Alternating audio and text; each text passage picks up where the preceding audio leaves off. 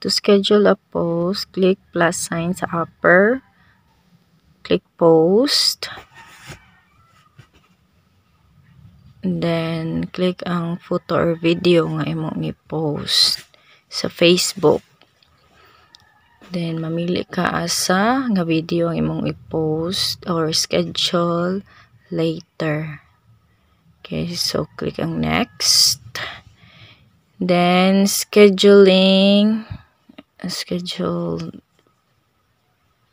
isataan nimo ang time sa orasa.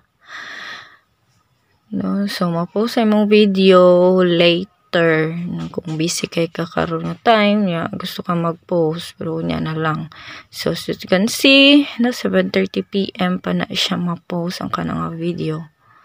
Okay, yan saan pagtan-aw sa imong scheduled nga post. At ka sa manage.